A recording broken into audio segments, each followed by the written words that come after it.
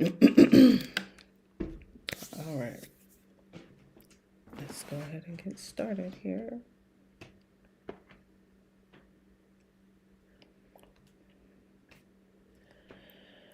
Now,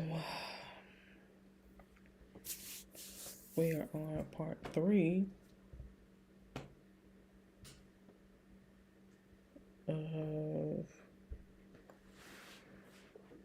the power of your attitude. The power of actions. Your actions determine your character.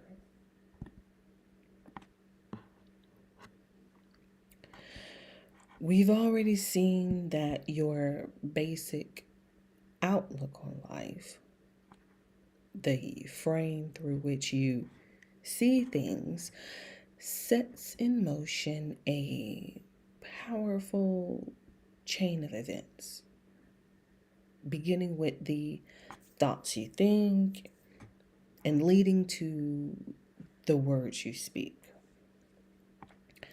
These two powerful forces, thoughts and words, shape your identity and your reality.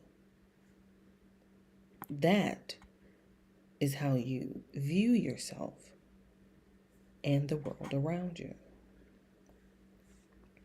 Now let's look at the third powerful force that stems from your attitude. Actions. Your actions are the response to the world and how you engage the world based on your perception of it. If you have a positive attitude, think hopeful and optimistic thoughts, and speak positively about yourself and others, that will show in your behavior. Melissa, oh my God, hello. Hello.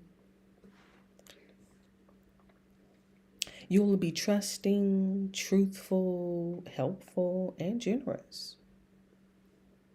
However, if you have a negative attitude, which gives rise to negative thinking about yourself and others, which in turn takes shape in negative speech like gossip, complaining, and naysaying, that will show up in your actions too.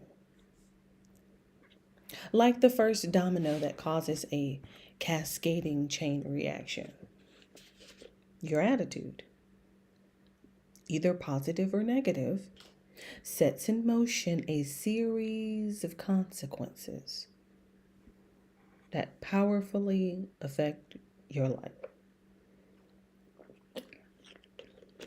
And there's a lot at stake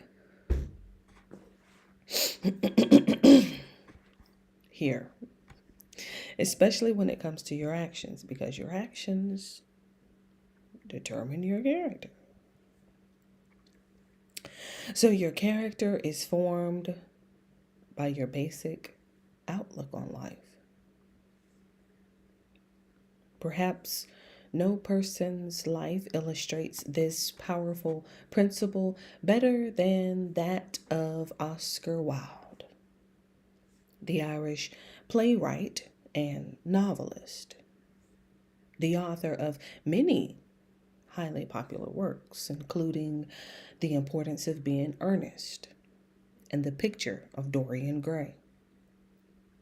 Wilde was one of the best known literary minds of the 19th century. He subscribed to the philosophy of aestheticism, the belief that beauty is the highest good. Trinity, hello. That mindset pervaded his life. The young aesthetic. Hold on, hold on. Give me a second. Let me see how to say that word. Aesthesis. It might be aesthesis. Where is it? Let me find it.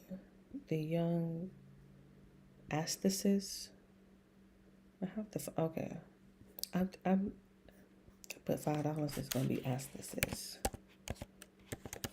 No, aesthet. Just pronounce it. Tell me how to say it. Aesthete. Oh, aesthete. Okay, aesthete. The young aesthete.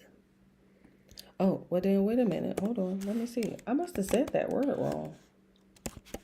Aestheticism. Oh, jeez.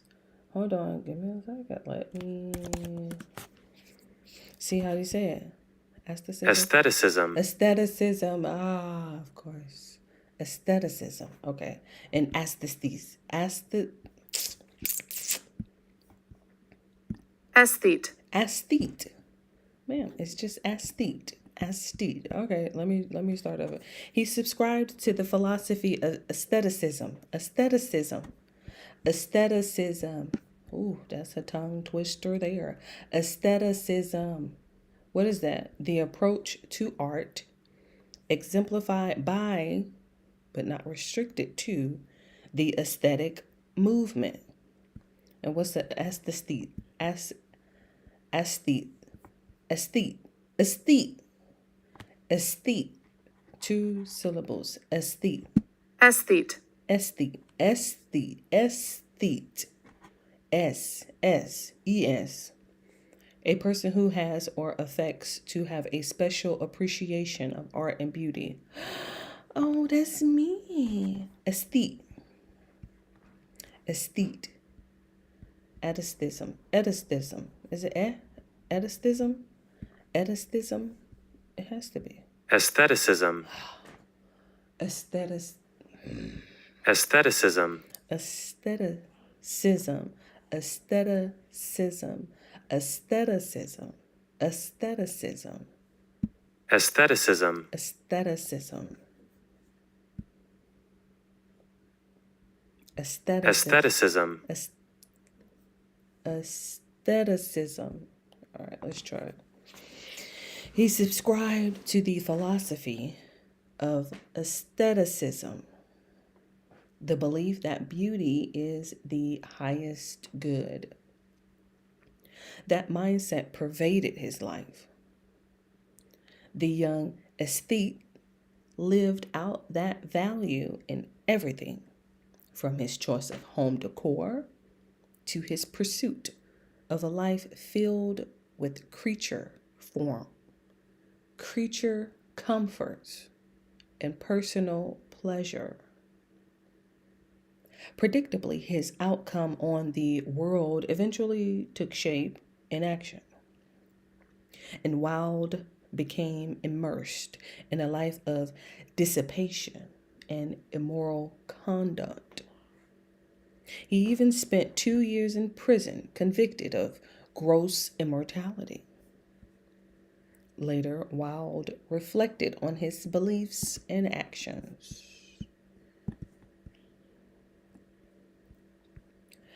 I amused myself with being a flaneur. Let me look it up and see how you say it. Flaneur.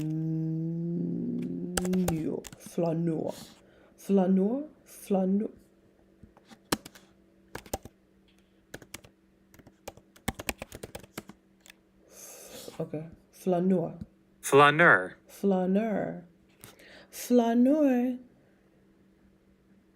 Flaneur. Flaneur. Flaneur. Flaneur. Flaneur. It's an idler or lounger. Flaneur. Flaneur. Flaneur. I amused myself with being a flaneur. A dandy. A man of fashion. I surrounded myself with the smaller natures and the meaner minds. I became the spendthrift of my own genius. And to waste an eternal youth and to waste an eternal youth. Okay, hold on. I became the spendthrift of my own genius, and to waste an eternal youth gave me curious joy. I couldn't tell you what that means.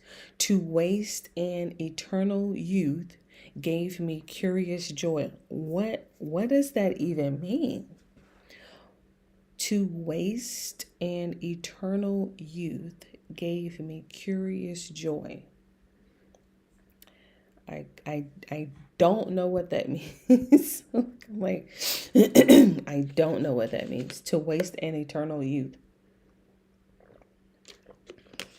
And what he said gave me curious joy. Let me. To waste an eternal youth. Meaning.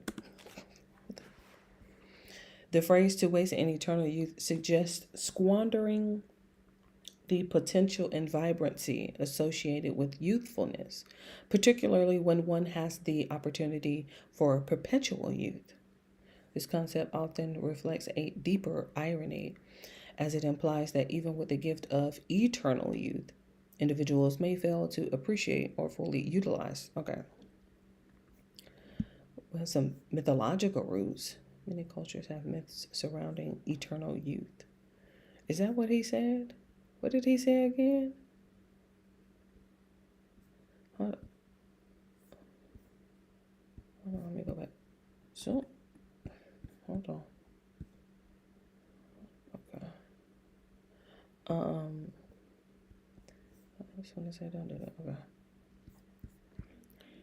that. Okay. To waste an eternal youth gave me curious joy. Okay. To waste an eternal. Okay. Interesting. It's an interesting way of saying something. To waste an eternal youth gave me curious joy. Gotcha. Tired of being on the heights, I deliberately went to the depths in the search for new sensation. What the paradox was to me in the sphere of thought, perversity became to me in the sphere of passion. Perversity. It's perversity. A deliberate desire. My nose will not stop itching. Hold on, give me a second. A deliberate desire to behave in an unreasonable or unacceptable way. Contrariness. Okay. Perversity. Goodness gracious. I'm not perfect. Perversity. Hopefully that helped my nose stop itching. Goodness gracious. Perversity. A deliberate desire to behave in an unreasonable or unacceptable way. Okay. Deliberate. Perversity. Okay. He did say, I deliberately went to the depths in the search for a new sensation. What the paradox was to me in the sphere of thought, perversity became to me in the sphere of passion. Desire at the end was a malady or a madness or both. I grew careless of the lives of others.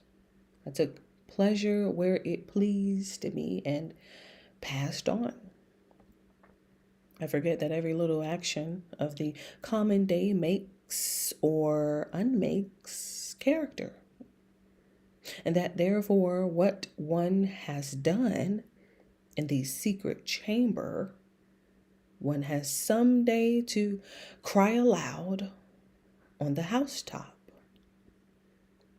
I ceased to be lord over myself.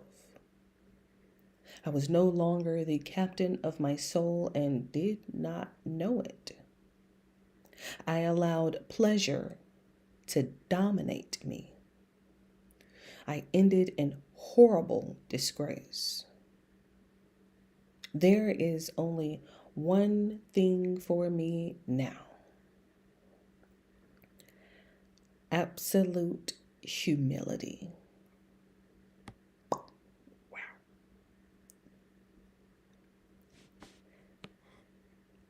Take careful notice of this line. Quote, every little action of the common day makes or unmakes character. I have, hold on, let me see. Excuse me. I have a highlight feature here. Oh. Every little action of the common day makes or unmakes character. Someone has said that character is what you look like in the dark, meaning that your character is indicated by your thoughts in private life. In fact, your character is the sum of all your actions, including the seemingly small decisions you make to be punctual or to procrastinate, to tell the whole truth or spin it to make yourself look better, or to spend time with your family or binge watch videos. Your outlook on life drives your thoughts, your words, and eventually your actions. So it's no exaggeration to say that your attitude is what ultimately creates your character. So it's no exaggeration to say that your attitude is what ultimately creates your character. Yes, your attitude has that much power. It seeps into your thoughts, leaks out through your words, and runs like a river through the hundreds of choices you make every day. Let's take a look at the ways your attitude shapes your actions, either positively or negatively. First, we'll look at the effect of a negative attitude on your actions. And then we'll see a stunning example of how a positive attitude produces a stellar character that positively affects the world.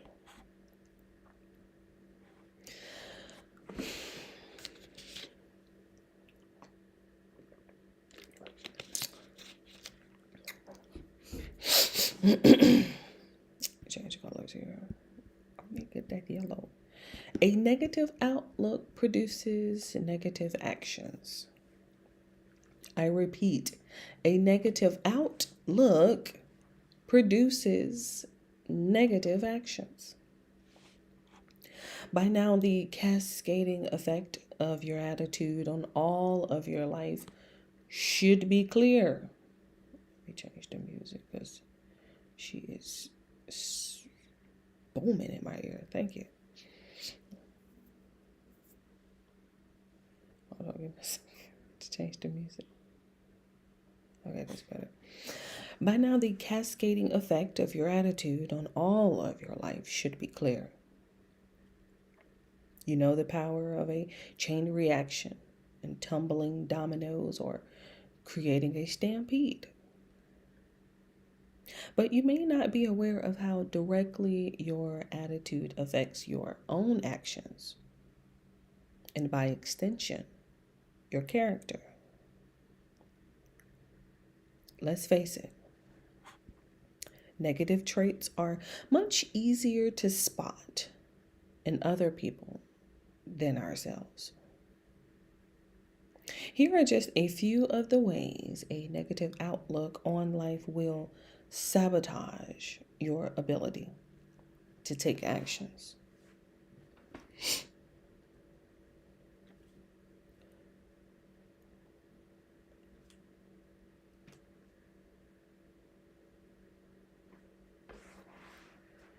It kills your creativity. Let me get a color. Everything positive that you accomplish in life begins with a possibility. You have to see yourself as capable in order to try something new, like learning a language or writing a book. However, a negative outlook grinds those possibilities to dust by making you feel incapable and powerless. Remember, a negative attitude has its first effect on your view of yourself. Oh, I will quote you on that. Remember, a negative attitude has its first effect on your view of yourself. Your thoughts shape your identity.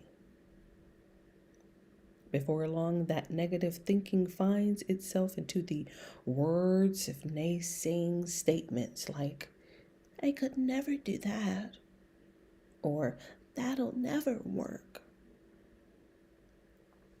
As a result, you fail to do the things you'd really like to do.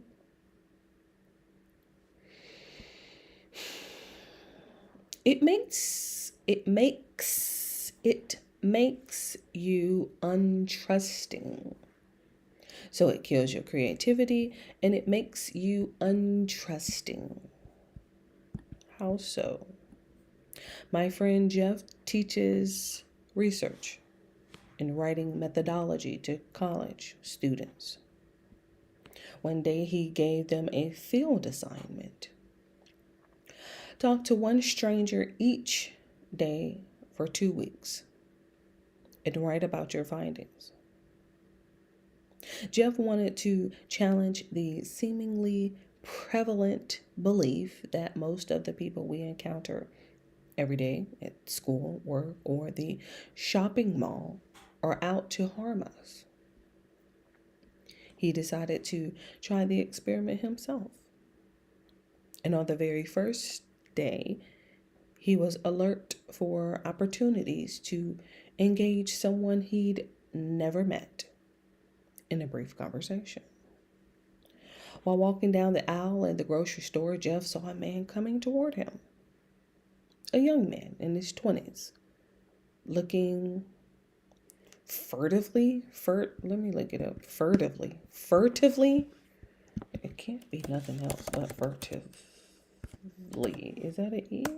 Does furtively have an E in it? Furtively. In a way that attempts to avoid notice or attention. Okay. Furtively. It was furtively. Let me find my spot. Okay. A young man in his 20s looking furtively around and keeping his right hand in his jacket pocket. The fellow exactly matched the common description we so often see on the news of a criminal suspect. The young man approached Jeff and pulled his hand from his jacket. Frightened, Jeff flinched and was about to yell for help. That's when the young fellow spoke up. Can you tell me where to find the diapers? He asked, pointing to the shopping list in his right hand. My wife just had a baby and I need to pick up some things before she comes home from the hospital. Far from being a threat, the young man was seeking Jeff's help.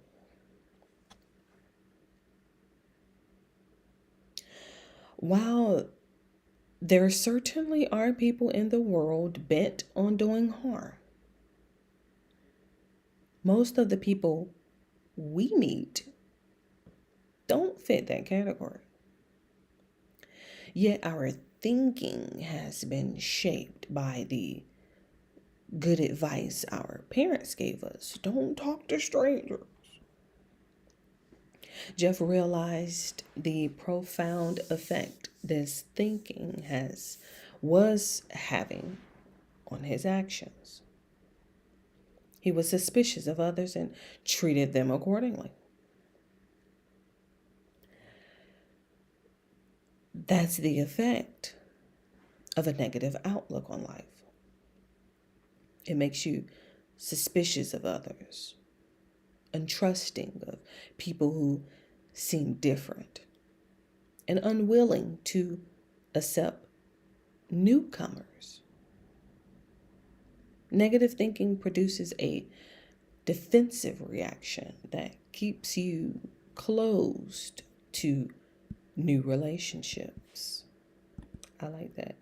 Negative thinking produces a defensive reaction that keeps you closed to new relationships.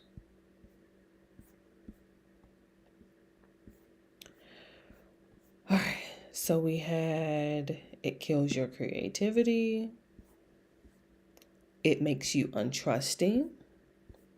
Now we're on to it destroys your confidence. Change my color here. A negative outlook destroys your self-confidence. And that undermines your success by making you risk averse.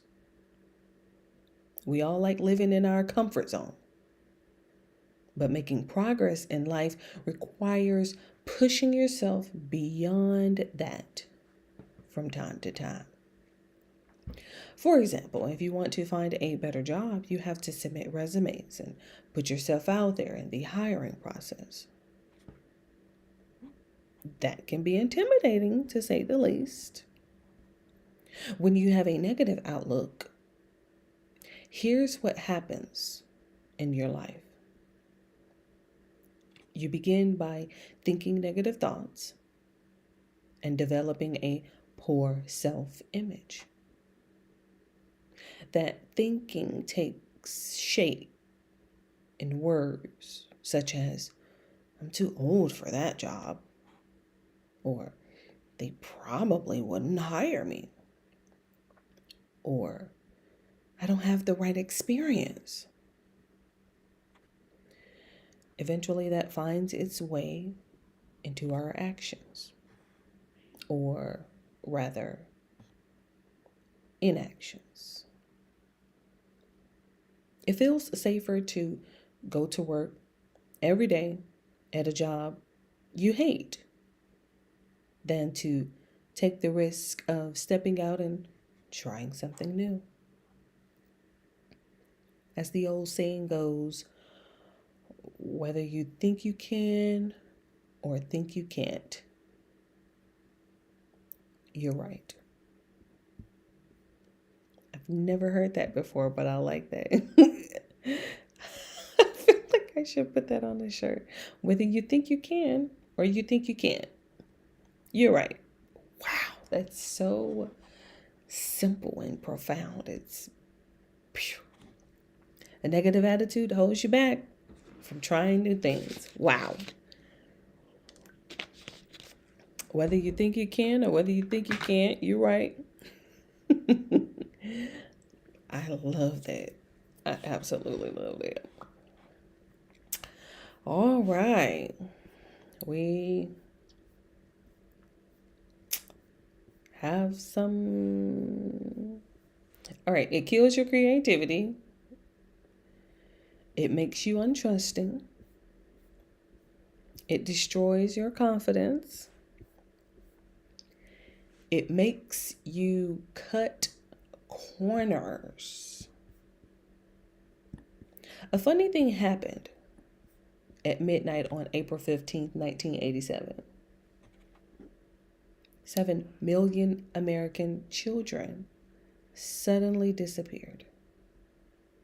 No, it wasn't a mass abduction.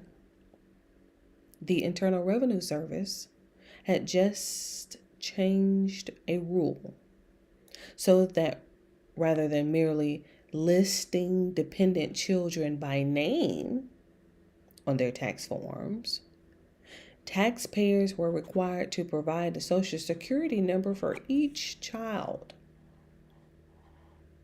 Suddenly, 7 million children who existed only as phantom exemptions on the previous year's 1040 forms vanished, representing about 10% of all dependent children in the United States. That may make you smile, but it's further evidence of the negative effects of a poor attitude on your actions and ultimately your character. People who cheat in small ways, such as lying on tax returns, shoplifting, or telling white lies, are often driven by the belief that the world isn't fair. I deserve it, they think. Life is easier for other people. Why shouldn't I get a break? That basic belief in unfairness and inequality finds its way into the selfish, negative behavior of cutting corners, cheating, lying, or worse. Make no mistake, your attitude affects your character. That basic belief in unfairness and inequality finds its way into the selfish, negative behavior of cutting corners, cheating, lying, or worse. Make no mistake, your attitude affects your character. Simple yet profound.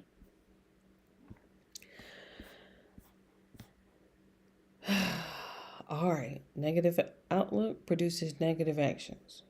It kills your creativity. It makes you untrusting. It destroys your confidence. It makes you cut corners. Is this last but not least? Yes. And last but not least, it makes you stingy. Hold on, let me highlight it. We often say that a pessimist sees the glass half empty. An optimist sees it as half full.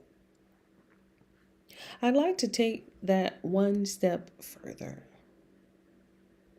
A person with a positive outlook sees the glass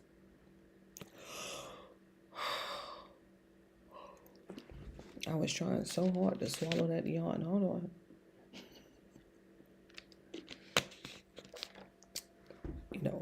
Fight it back. A person with a positive outlook sees the glass as half full and getting fuller. The person with a negative attitude sees the glass as half empty and getting emptier all the time. In other words, negative thinkers have a scarcity mindset. They believe that there's never enough money, resources, or time. As a result, they begin to see others as a threat to their dwindling supply of resources. They give less money to charity. They dislike sharing. They fight for parking spaces. Why? Because they're convinced there'll never be enough for everyone.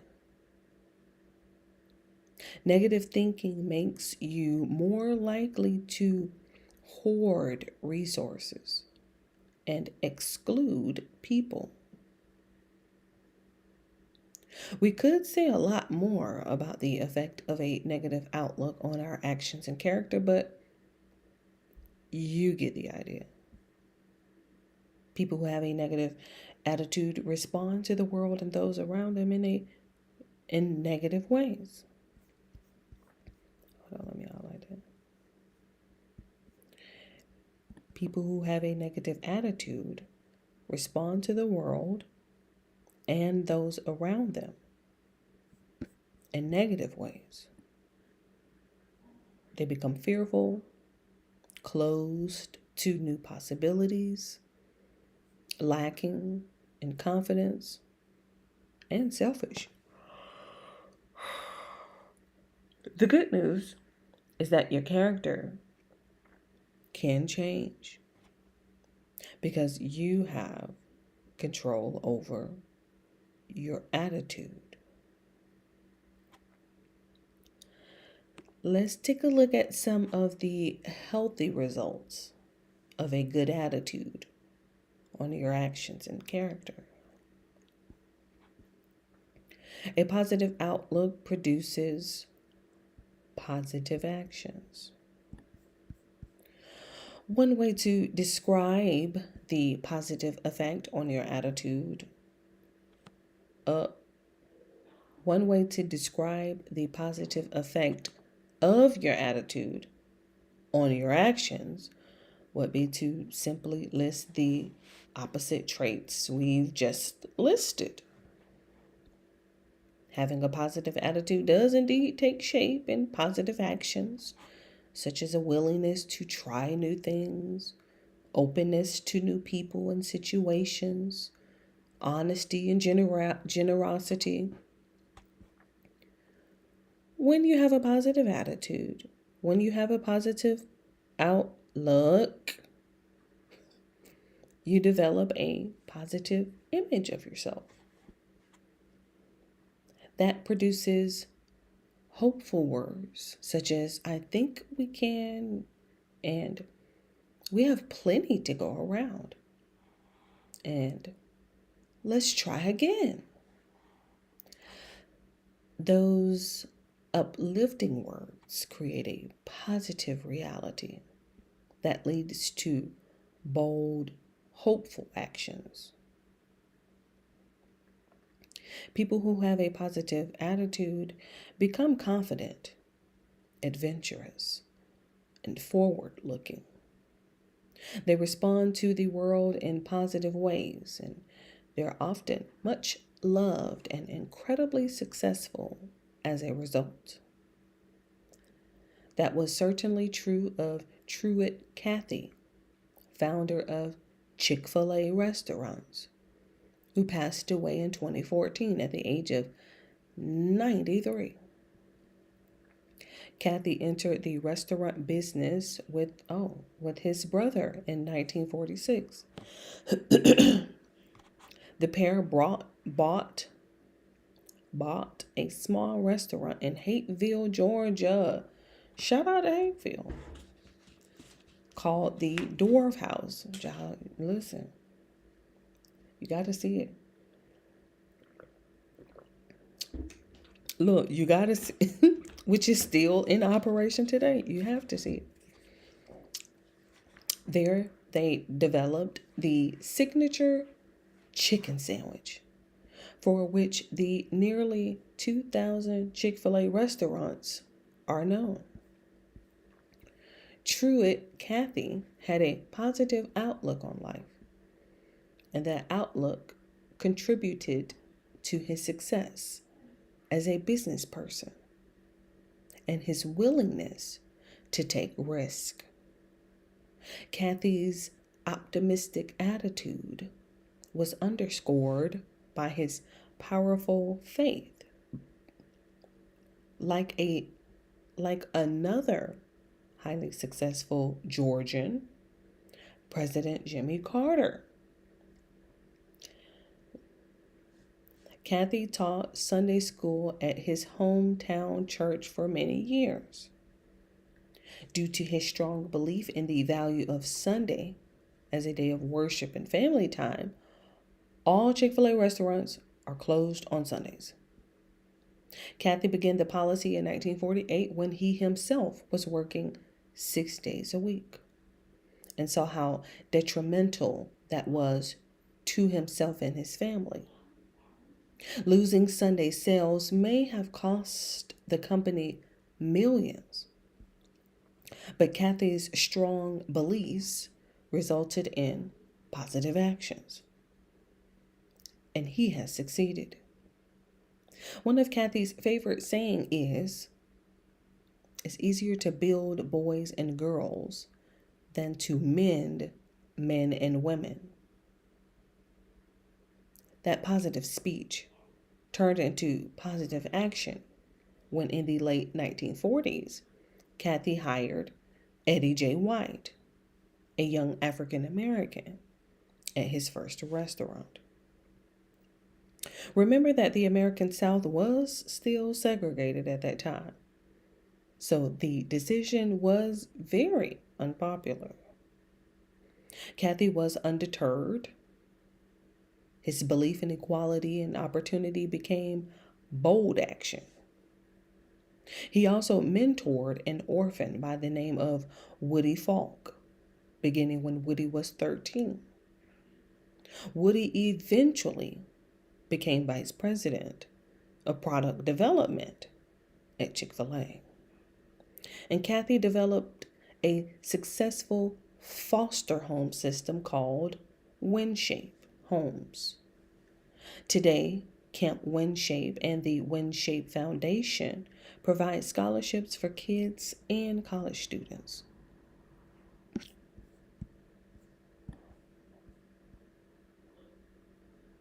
Woody Falk gives a good summary of Kathy's character. A lot of people look at Truett as Santa Claus, but he's not. He'll meet you halfway so that you can learn a lesson from the process. He's the personification of James 1:22. Do not merely listen to the word and so deceive yourselves. Do what it says. Does your attitude affect your actions? You bet it does. When you have a positive outlook, you'll be confident, forward-looking, engaged in the world, and willing to take risk to achieve what you believe. Your attitude determines your actions. Your actions determine your character. It's as simple as that. Unseen. Look, it's as simple as that.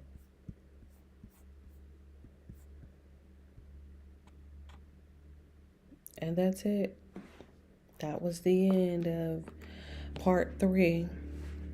Speaking of being what is it called? It's still up here.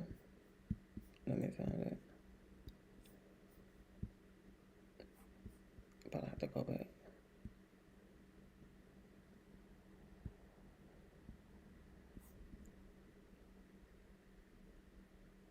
Aestheticism. Aestheticism. I know aestheticism. Aesthete. Man, get it together. Oh, no, that's me. I had it wrong. Aesthete. I pushed something. I have, let it go in my ear. Aesthete. I have an art project that I need to finish while everyone is asleep and no one is bothering me about painting. They'll see me painting. I'm in my painting era now. And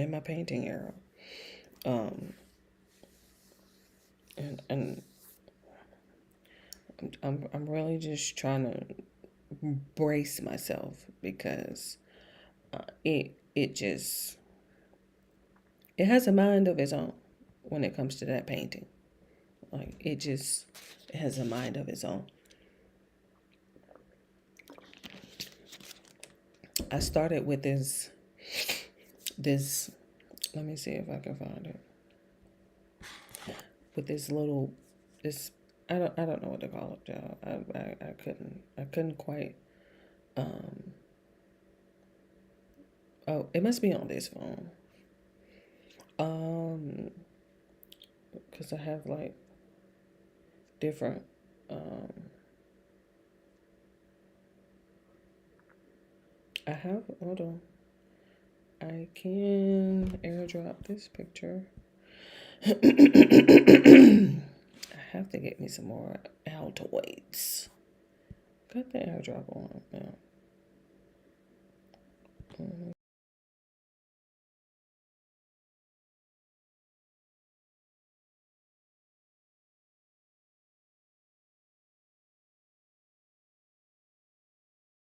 Let me cut it off.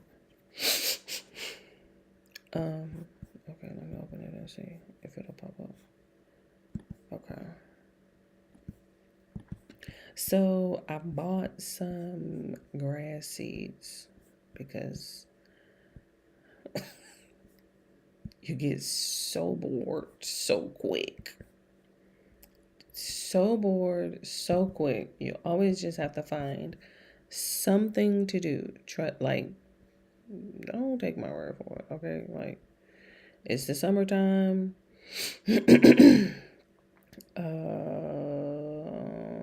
I think it's the picture.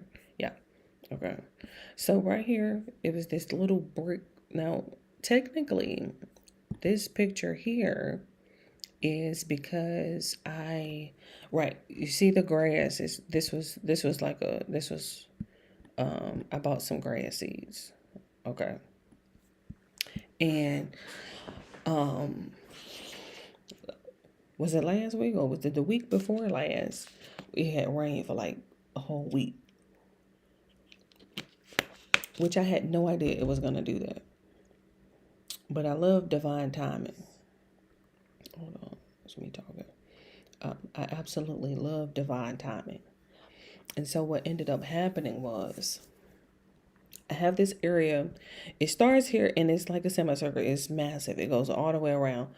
It's technically the picture is on my streaming phone that I'm streaming on right now. So this was like the only picture that I had because I went outside after like a week and I saw the grass growing. Like it had only been there. I had dropped those grass seeds when they came. They came that Thursday. I went out there and sprinkled them quick, and it rained like 10 minutes after I was out there. And I took this picture. Let me see when I took this picture. I actually had another picture. Excuse me. May 30th, which was Saturday. You see what I mean? Like that was Thursday when I sprinkled them. This was all bare. It was nothing there. Oh, and then to be specific, I only sprinkled in this little. I only had it was a small bag. It was 5 pounds. The brand was amazing. I can't even think of the name of it right now, but it was a really great brand. I bought it from Home Depot. It was like $18, 18 and some change or something like that. Drought Defy. Hold on, let me look it up and see if as you know, grass seeds. Blue somebody yeah, because it took a week for me to get them. She got a 20 pound for like 60, but the one that I had got 18.96. Here, be nosy. No, not this one. Hold on, let me pull it up real quick. Get you on YouTube. No. Go over here to drop the five. This is the ones that I have on right here. No, fix your window. I got it. Hold on. The little 5 pound. The little 5 pound. For like 18, because I had to buy some dirt. And what else did I have to buy? I think it was just some dirt. It was something else that I feel like I owe some fertilizer, even though I didn't know that she had fertilizer at the bottom. I had ended up buying like a $25 bag of fertilizer and some dirt. Because obviously I needed dirt. So I went out there, I put some dirt down. I was just focusing like on this particular, hold on, let me see if I can get over here because my pointer is on the wrong place. Okay, here we go. So I'm focusing on this inside area here, right? Like I probably like maybe about 12 inches, give or take, however long this is. So just right here, right here. Only this little area right here. Put a little dirt down, put the grass seeds down. That was Thursday, and I took this picture Saturday because I was like, dang. 'Cause the banker said it was going to take 3 to 4 weeks. So I'm like, oh, it'll take a minute. Man, do you see? Oh my goodness. Anyway, so, and now I'm about to get ready to go and finish my painting. It's I don't, let me see if I have a picture of it. Technically, I just airdropped it to myself. So hold on, give me a second. So, I'm gonna close that because I'm gonna get ready to open up another picture real quick. So, hold on, I gotta change the picture.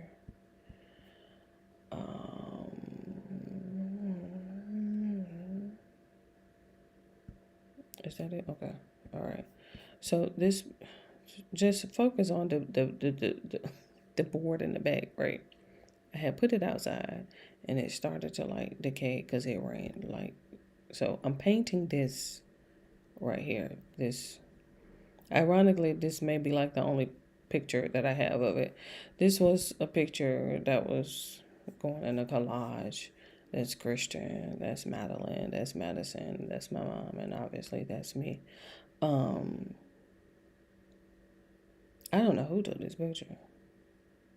Look, I'm like, I couldn't tell you who took this picture, to be quite honest. It could have been my mom's friend or whatever, but that's what I'm painting.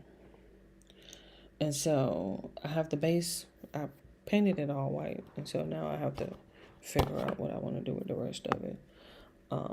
And obviously it's so much better when everyone is asleep because people will see me painting and then they're like, ooh, I want to paint, ooh. And I'm like, and having like 5, 6 people paint at one time, it just caused like so much anxiety. So,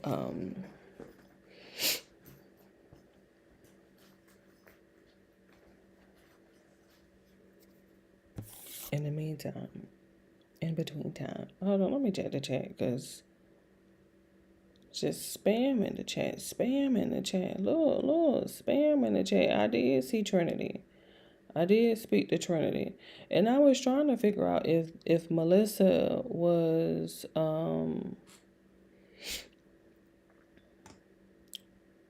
the Melissa, remember when the audio was messed up and there was somebody, for some reason I just feel like that was Melissa who was like, oh, your audio, she the one put me on. I was trying to figure out, was that her? The Melissa. I'm going to just add her as a moderator anyway. But in the meantime, in between time,